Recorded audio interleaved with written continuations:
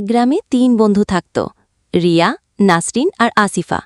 তারা একসাথে খেলা করত, স্কুলে যেত। একদিন রিয়া বলল, পাশের পাড়ার দোকান থেকে একটু মিষ্টি কিনে আনি। তারপর বিকেলে তারা গ্রামের মধ্যে দিয়ে হাঁটতে লাগল। কিছুদূর গিয়ে তারা একটা মিষ্টির দোকান দেখতে পায়। তারপর তারা মিষ্টির দোকানে গিয়ে মিষ্টি কিনল। কিন্তু ফেরার পথে সন্ধে হয়ে গেল। পথের ধারে একটা বড় বটগাছ ছিল, যেখানে একটা শাকচুন্নি থাকত। শাকচুন্নিটা ওদের পথ আটকে জিজ্ঞেস করল ওরা কি নিয়ে যাচ্ছে, আর ওদের কিছু দিতে বলল, না হলে যেতে দেবে না। নাসরিন আর রিয়া একটু মিষ্টি শাকচুন্নিকে দিয়ে তারপর তারা বাড়ি ফিরল। এরপর রিয়া আর নাসরিন বাড়িতে ফিরে দেখে আসিফা তখনও ফেরেনি। ওরা খুব চিন্তায় পড়ে যায়। পরের দিন ওরা গ্রামের কয়েকজনকে সাথে নিয়ে আসিফাকে খুঁজতে বের হয়।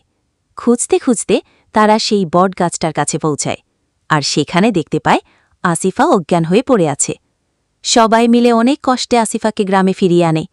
পরে জানতে পারে শাকচুন্নিটা আসিফাকেও আটকেছিল, আর খাবার না দেওয়ায় ওকে অজ্ঞান করে রেখে দিয়েছিল।